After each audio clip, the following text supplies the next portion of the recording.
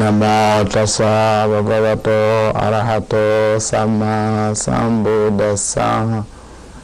I pay homage to the Buddha, the fully enlightened one, the awakened one. Today, I would like to speak of how I became a Buddhist and a Theravada monk.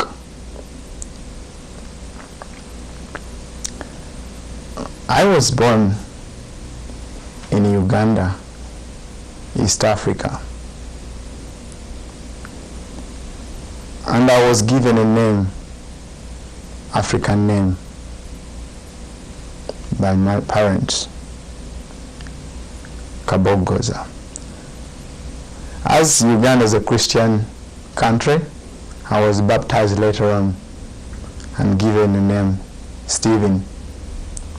So, in my early life, my names were Stephen Kabogoza.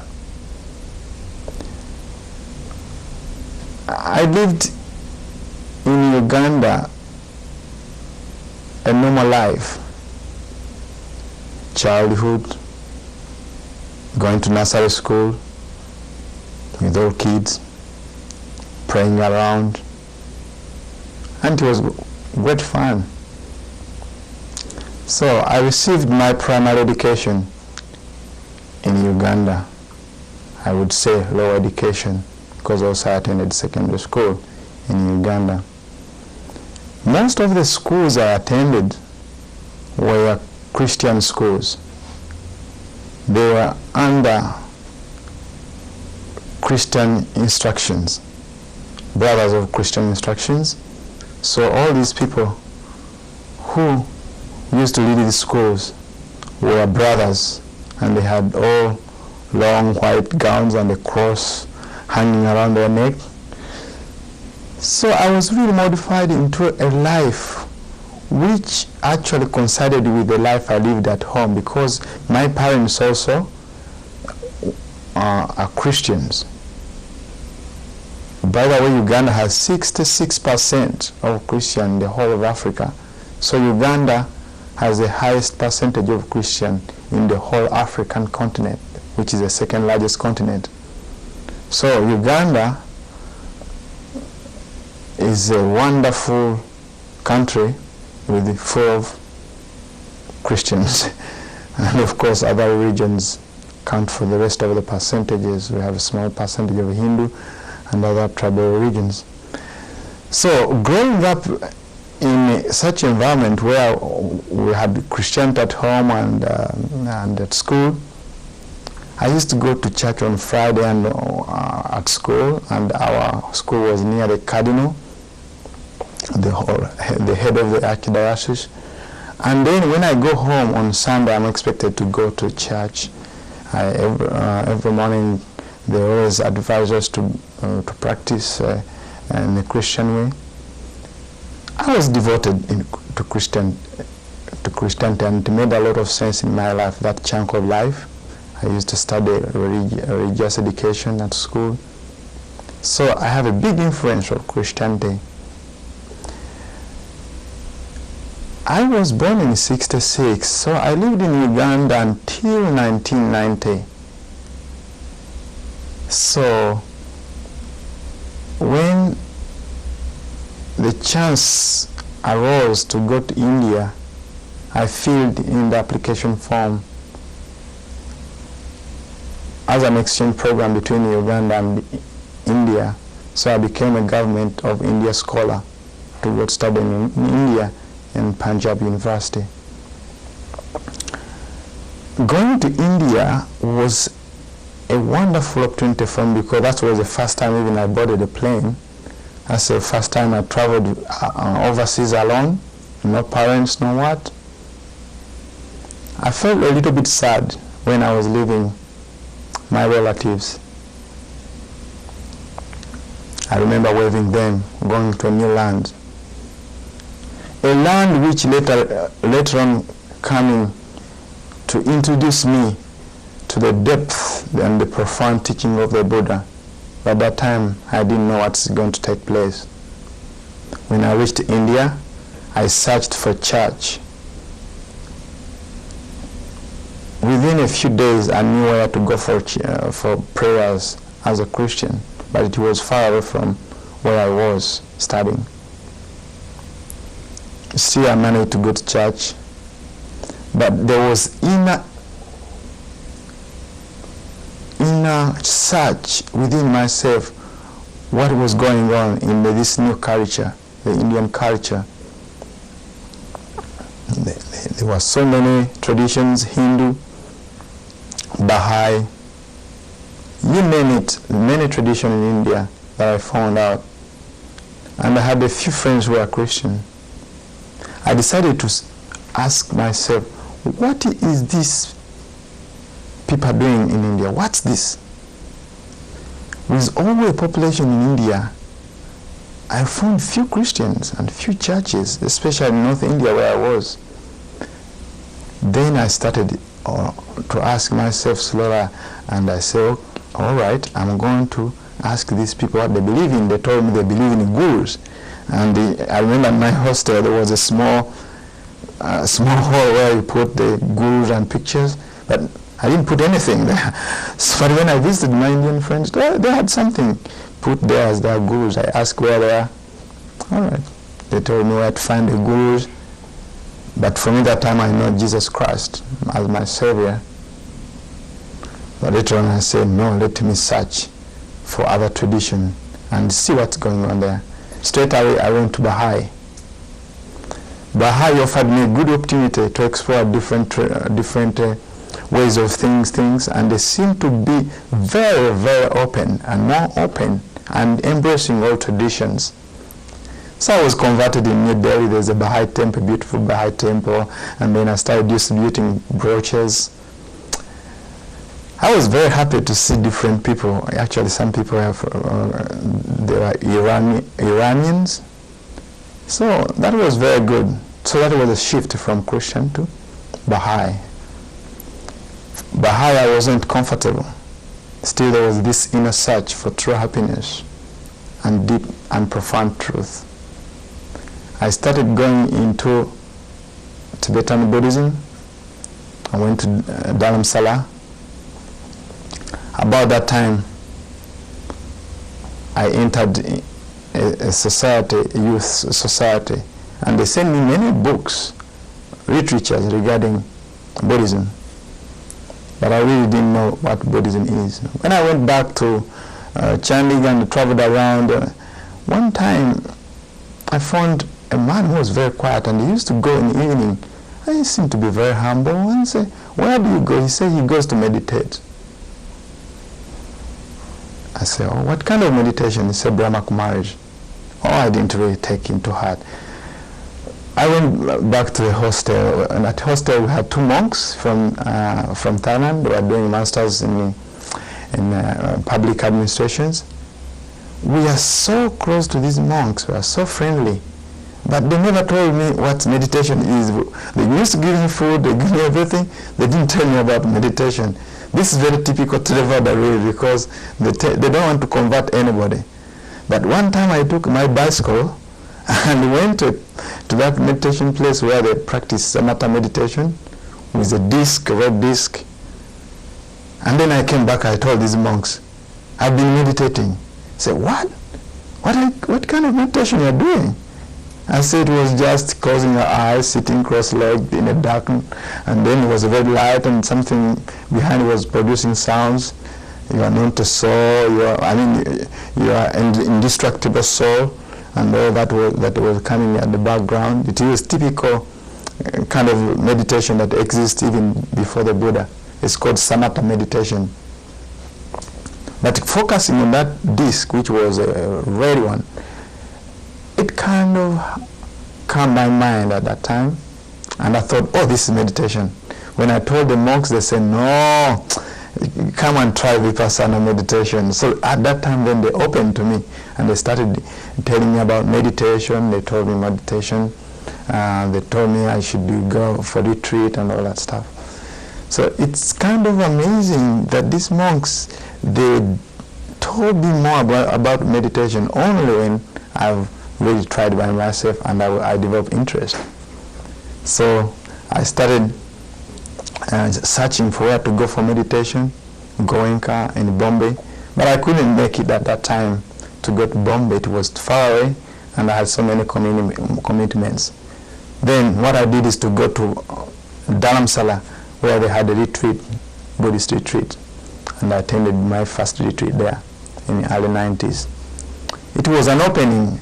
My first teacher was called Dr. Alex Bazin, who graduated from Harvard University, and he was, at that time was teaching in India. He introduced me to Buddhism. I did an introductory course. I said, wow, this is what I want in my life. It was very interesting, the keeping of the quietness, the walking, watching intention. It was very peaceful compared to the chaos I was going into in the day life, trying to go to school, do this and that. So it was really very kind of calming. I said, this is what real life is about. So I started losing interest in other pursuits. I decided to follow the Buddha's teaching from there and then seriously. At that time, I went to New Delhi to volunteer for 1 year in a speech organization which had all different traditions. It was not one specific tradition, but different traditions, Zen, Buddhism. You mentioned that all of us were living together, trying to try to foster spiritual development through harmonious living and working together. I left India for Nepal to look and search for spirituality. When I went to Nepal, there was no course for Vipassana. I went to Tibet, visiting temple pilgrimages, visiting high lamas, listening to chanting. That seemed to create inner peace, seeing the monks. It was a wonderful experience.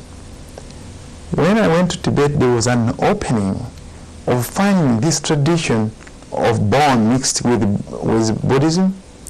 That had a bearing on the tradition which was in Uganda at that time before Christianity. They had similar kind of rituals which I'd seen in pre-Christianity in my country. So I got really immersed in Buddhism, specifically Tibetan Buddhism, but also interest in Zen.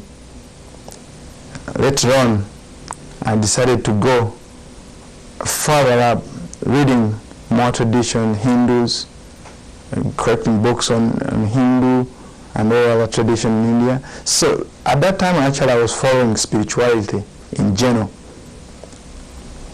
meeting different teachers. Later on, I'd say, I want to dedicate the whole of my life trying to search for the truth. I had never done a long retreat. So I heard that you can do a 3-month retreat, not even writing a letter, but just meditate. So I came to the US in 1999 to do a 3-month retreat at Insight Meditation Center, Insight Meditation Society in Massachusetts, Barre, Massachusetts. At that time, when I arrived in the USA, I found a different country. It was not like Asia, living in the Himalayas and with all these gurus and these sadhus and yogis. But it was really different, coming to a new land. But I was strong in Buddhism at that time. I say I'm determined to do a 3-month retreat. So I started exploring the mysteries of the mind. From the airport straight away to the meditation cushion. The first days were a bit challenging because I had to spend a year before I came to the USA. I had to spend 1 year in South America, in Chile, Brazil and Bolivia, traveling. Sitting on a meditation cushion offered a lot of challenges for me, having that stillness. But determination was on the front, playing the front seat role. I was determined to look at my mind after letting go most of the things. After 3 months retreat, I was very clear what is very important for me in life. I found out really happiness depends on inner factors, inner circumstances, not outer circumstances. Outer circumstances may provide a little bit of motivation, but true happiness really lied in cultivating inner qualities like meditation. I have rearranged my life in a way that external condition will bring me happiness. I wasn't born a monk. I was running after every pleasures, diving, chasing after females, and really, just like a lay person. I wasn't born a holy person. I was just a normal lay person. So I rearranged my life in a way that I can seek the most happiness out of it. But here 3 months, I didn't have all these kind of pleasures, and I was a lay person. But just meditation without thinking of all these external conditions, pressures, it provided inner peace. And I say, let me deepen my practice by becoming even a monk and ordained. So 3 months finished. I got to know some of the best teachers in the USA, and some of them actually have been at IMS, especially my teacher was in the United States, has been in the United States since 1979. He came actually with Mahasayado to IMS, and he was one of the people who authorized teachers to teach in the West. So I knew where he was, in California. So I went to California and I asked for ordination so that I can dedicate the whole of my life to the practice of Buddha's teaching. When I reached California, Venerable Silananda was not there, but the abbot was there. I asked them that I would like to ordain. They told me that I should practice first, to see if I understand the teaching of the Buddha. So I was there for 3 months practicing intensively, doing nothing but practicing. And later on, when they saw how I was practicing, they decided to ordain me. Ordination was new to me. I've never attended the ordination ceremony. For the first time to see ordination is when I was ordaining. First as a novice monk, and immediately as a high ordination. It was a wonderful ceremony. I had the sponsors, Vietnamese sponsors, my ordination sponsors, who encouraged me on a path. And they brought everything that I need for ordination. The robes, the alms bowl. In the afternoon, the ordination took place. The big event in my life. As the hair was being shaved off, as I was advised to shave it off, I saw renunciation taking place, changing lay clothes to robes which I've never put on. When I faced the teacher and went through ordination ceremony, I really didn't know what I was going into, and that portion was wonderful. But after the ordination ceremony, which was attended by many monks in California from Burmese tradition, there's at some stage when they ask me to turn, after putting on robes and everything and we do all the ceremony, they ask me to turn and face the audience. And that time they asked the audience to bow down in front of me. I melted. I could not handle it, seeing all people bowing in front of me. After all, I didn't know what I was getting into. I just wanted to deepen my practice. It took me days to understand why people were bowing in front of me. I never liked people to bow in front of me. But reflecting the teaching of the Buddha, the teachings of the Buddha, the Dharma, and the Sangha, the three triple gem, that an ordained person embodies and carries on and joins the link of the tradition which has been living over 2,500 years ago. I really came to terms that people are respecting that. Not a little African boy who was born in a little village in Uganda, in a tribe which is Baganda, and in a region which is Buganda. They didn't understand what I speak. I speak Luganda.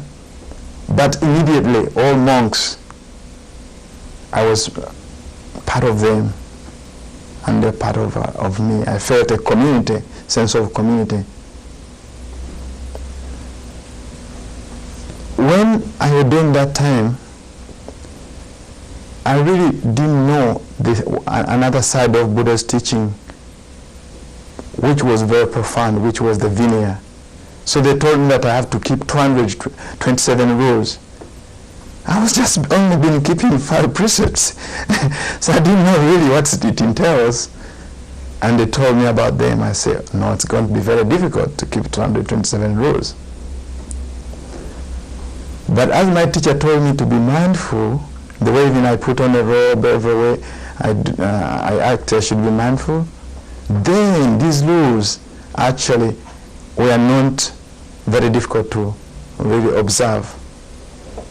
I didn't have to keep them on top of my head, but I knew that they exist and I needed to be mindful. I stayed in this temple in California at Tathagata Meditation Center in San Jose. As Venerable Usilananda was my preceptor, and the instructor was Venerable Osada. They live in Half Moon Bay now in California. There is a nun from Vietnam who was preparing food and offering food for me. He always took joy in offering food to me. Unfortunately, he left for Vietnam, and I was there.